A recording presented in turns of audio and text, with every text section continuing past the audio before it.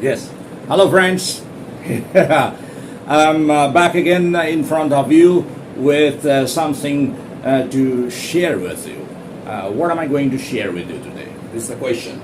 And the answer is today I'm going to share with you all the words that you need for a day to speak English. All the words that you need. And of course, spoken English. Many of you know perhaps how to write English, and that same English, same type of English you use even when you speak English. But it's not the right way, my dear friends. There is a telltale difference between spoken English and written English. We use generally formal words when we write English, but when we speak English, we use many informal words. So I'm going to share with you a lot of informal words today which you need to speak English throughout the day. First thing, you get up in the morning. Say you are an early riser, you get up very early in the morning. So what else can you say instead of I get up early in the morning?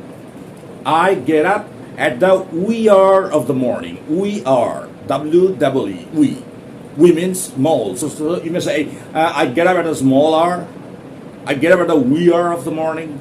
Earlier than that, if you say, no, I get up earlier than that, then you can use the word cockcrow. C-O-C-K, cockcrow, C-R-O-W. Single word, cockcrow. Cockcrow, I get up at cockcrow.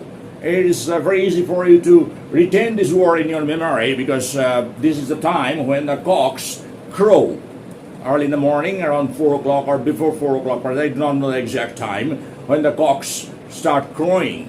And hearing the crow, you can understand that it is no more time for you to sleep, and you get up. So you get up at cockcrow.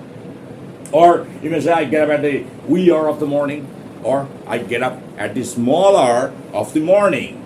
So these three words I have given you. One is wee hour, and the small hour, and the cockcrow. You may use one of these three words if you are an early riser. And often you will see that after you wake up, instantly you do not get up. You keep lying for some time. You enjoy that particular period when you lie awake. What is the word? That is lie in. L-I-E hyphen I-N-E, lie in. I say I woke up at cockcrow, but I didn't instantly get up. In fact, I enjoyed a lie in. I enjoyed a lie in. You kept lying for some time in order to enjoy the drowsiness. If you use the alarm on your phone, you see there is one word called snooze, S-N-O-O-Z-E. By the time you just you doze a bit, you feel a little drowsy, you do not readily go to sleep, but you do not get up, your eyes are closed, and you just enjoy the residue of the sleep. Okay? Now say you have slept throughout the night without any sort of disturbance. You have slept like a log, L-O-G. So you may say that last night I slept like a log. I know nothing. I went to bed at 11, or you may say I went to bed at 12 midnight, and then I slept like a log. And there is another phrase also, you may use that. I slept like a top, T-O-P, top. I slept like a top. Did you sleep like a log? Oh, he is sleeping like a log. Don't disturb him. A very deep sleep. Okay. Then say after getting up, you go to the restroom. Often in India we say, I go to the bathroom, or I go to the washroom. All these words you may use. There is no harm. But generally I have heard a lot of American people using a particular word. It's a very decent word, in fact, and that is restroom. R-E-S-T-R-O-O-M, restroom. So after getting up in the morning, we go to the restroom to get fresh. We brush our teeth, we do our doings. Do our doings means whatever we have to do in the morning, we do. We do our doings, and then we get fresh. After that, what else do you do? If you are in the habit of taking a cup of tea, you have a cup of tea then. If not, you take some other stuff whatever be that. After that, your day starts. And if you are a student, then of course you start studying, you read your books for some time.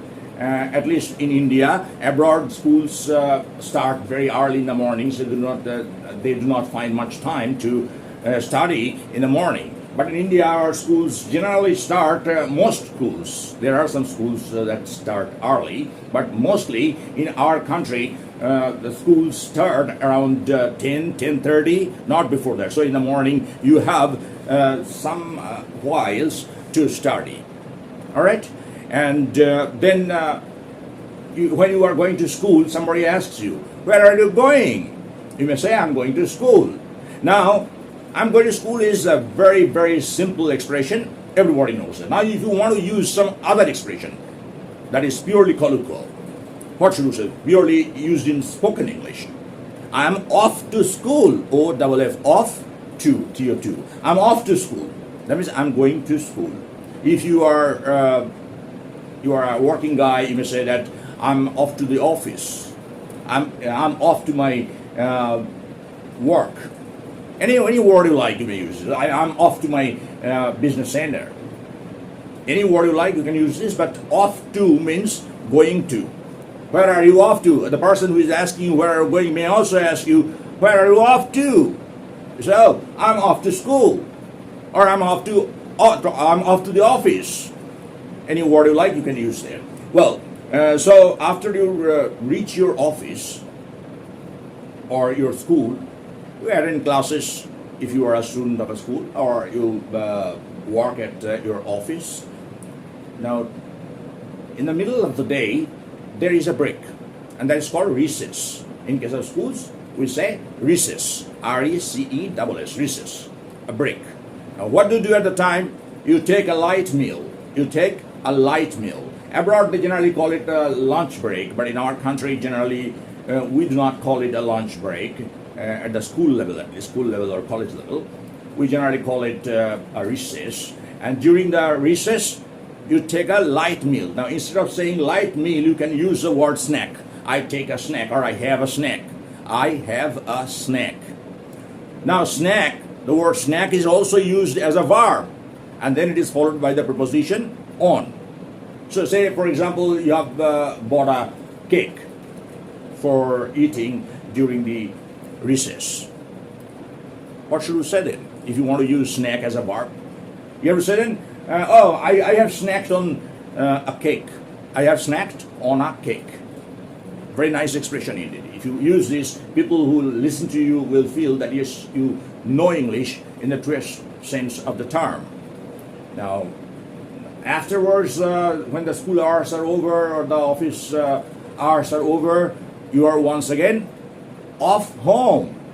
Now see, off to means going to. I'm going to school, I'm off to school. But in case of home, we do not use the preposition to, because home itself is an adverb. In English, we generally say, I'm going home. When did you return home? So in the same way, I'm off home. I'm off home, because I'm on my way home. All right. So they do not use off to, they are used only off. I'm off home. Okay. After you get back home, you must be very tired. You must be very tired. Now, instead of tired, what else can you use? You may say that, oh, Mom, I'm quite played out. I'm quite played out. P-L-A-Y-E-D. Played out. Are you played out? Very naturally. After the day's work, I have returned home. Now it is very normal for me to feel played out. Or you may say, I'm Harry Fleckers. Harry Fleckers. H-A-R-R-Y. Harry, H capital. Fleckers. F-L-A-K-E-R-S. I'm Harry Fleckers. I'm very tired. Now, what do you need at the time? After you get fresh, you need a rest. So you may use the word rest. People use. But instead of rest, is there any word which you can use? Yes, that is slack up. S-L-A-C-K, slack up. Oh, I need to slack up for half an hour. I need to slack up for half an hour. Please allow me to slack off for half an hour so that I feel refreshed. So you do that. Then if you are in the habit of having a cup of tea, you generally say that I would like to have a cup of tea. Or your mother may ask you, will you have a cup of tea? Now instead of a cup of tea, you may use in spoken English, I need a cuppa. I need a cuppa. C-U-P-P-A, cuppa. Cuppa, this word means cup of tea. I need a cuppa. If you want, you may use also, I need a cup of tea. Cup of tea means cup of tea. Tea not necessary. Even without the word tea, people can understand what you mean. Will you have a cuppa? Your mom may ask you. I say, yes, mom, very much. Well, now, if you are a grown-up guy, and you may be in the habit of watching TV for some time. Say you watch the TV serials.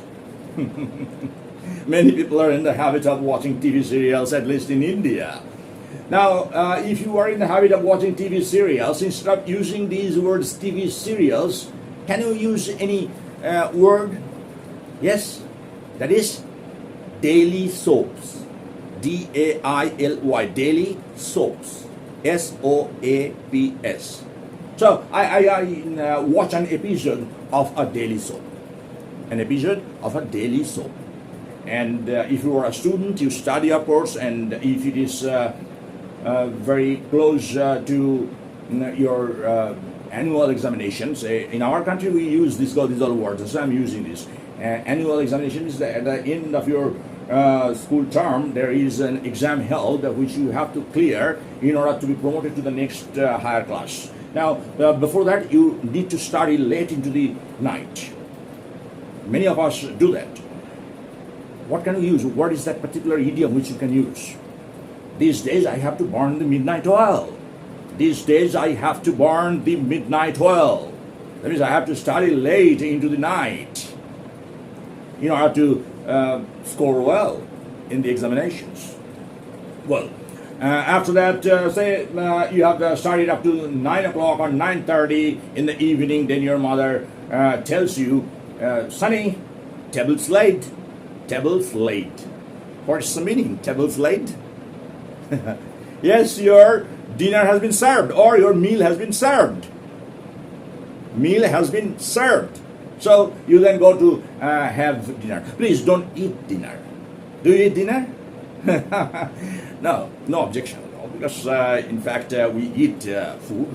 But English people do not use this kind of expressions like I eat my lunch or I eat my dinner. They do not use the word eat. Instead of that, they say I have dinner. When will you have dinner? They will not ask you when will you eat dinner. So I'm telling you, my dear friends, do not eat lunch, do not eat dinner, but have lunch and have dinner. Yes, that's right. So after your dinner, you're now ready for going to bed. What do you say? I have to go to bed. I have to go to bed. But today, I'm determined to tell you, to help you with some colloquial expressions. With some expressions which are used in spoken English. Very informal expressions. Formally, we do not use those expressions. So what are they? First one is, what will you do now, my dear friend? Oh, nothing. My dinner is over. I will hit the sack. Hit the sack. H-I-T, hit the sack. S-A-C-K. Or you may say, well, I will hit the hay after half an hour. I'll hit the hay. H-I-T, hit the hay. H-A-Y, hay. Or if you don't want to use this kind of informal idioms, you may use a group verb, a phrasal verb. That is, turn in. Now I shall turn in. I shall turn, T-U-R-N, turn in, I-N-in. That means I shall retire for the night. I shall retire for the night. Just sleep now. And you must be willing to sleep like a top. You must be willing to sleep like a log. Yeah? All right. Wish you so. But before that, don't forget to watch this video without skipping all the words you need to learn so that you can speak English throughout the day without any sort of fumbling, mumbling, or stumbling over any expression. You know all this. Thank you very much for for watching this video. Now, you know what you are supposed to do. I tell you every time. But this time I'm not going to tell you. I know that you are sensible enough to understand that this particular man has made this video in order to get some appreciation. And for that appreciation, whatever is necessary, you will do, including supporting this channel. That's right. Thank you, my dear friends. See you again in the next session. Bye-bye.